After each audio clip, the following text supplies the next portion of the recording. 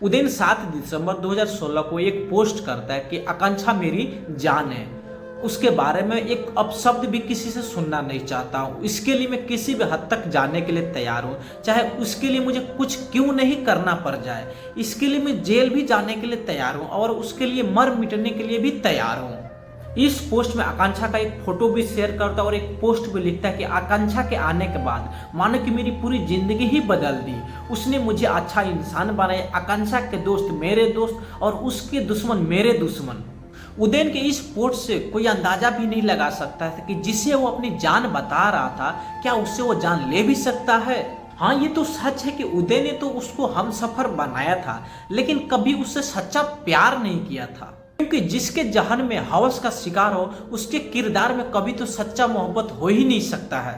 सिर्फ आशिक ने अपनी प्रेमिका के मर्डर करने के बाद उसके लाश को अपने बेडरूम में दफन कर दिया था। हेलो दोस्तों, मैं गोविंद अपने YouTube चैनल में आप लोगों को स्वागत करता हूं। एक और आज की नई सच्ची क्राइम की कहानी जो सुनाने जा रहे हैं, जिसे सुनने के बाद आपके रोंगटे खड़े हो जाएंगे। तो चलो शुरू करते हैं। पश्चिम बंगाल की बंकुरा की रहने वाली आकांक्षा उर्फ श्वेता वो बहुत खूबसूरत थी, जिसकी उम्र महज 21 साल की थी।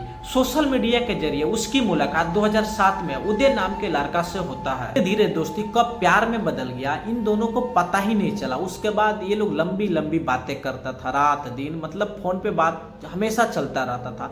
और अब ऐसा लगता था कि उदय आकांक्षा के बिना नहीं रह सकता है जिंदा, और आकांक्षा उदय के बिना नहीं रह सकती है जिंदा। अब आकांक्षा को लगता है कि उदय ही है इसके लिए सब कुछ। अब किसी भी हाल में उदय को ये छोड़ना नहीं चाहती थी। अब उदय के प्यार में ये बिल्कुल पागल हो गई थी और उसके प्यार में मर मिटने के लिए भी तैयार थी। अब किसी भी हाल में ये उदय को खोना नहीं चाहती थी। इसलिए आकांक्षा ने अपनी जिंदगी का एक बड़ा फैसला लिया।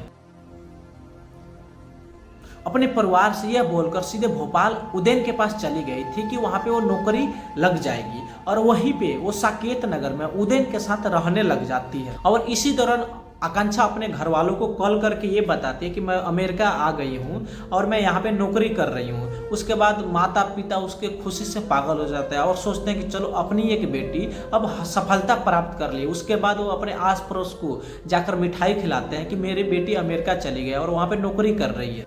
लेकिन इस दौरान उनको बिल्कुल ये अंदाजा नहीं था कि उनकी लाडली बेटी के आगे क्या होने वाला है और क्या नहीं होने वाला है।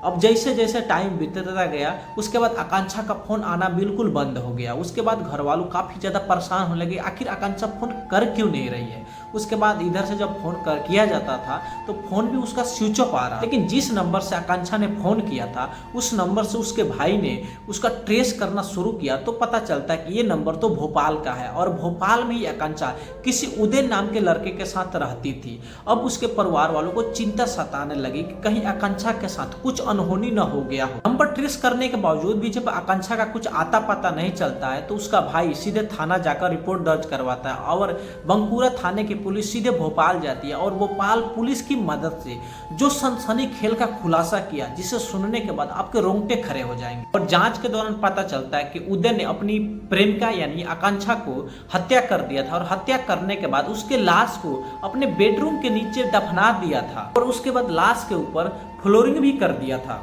इतना ही नहीं, वो मौत के बाद भी वो फर्जी दस्तावेजों के जरिए 7 साल तक अपनी मां का नाम का पेंशन लेता रहा और बाद में मकान बेच दिया और भोपाल चला गया।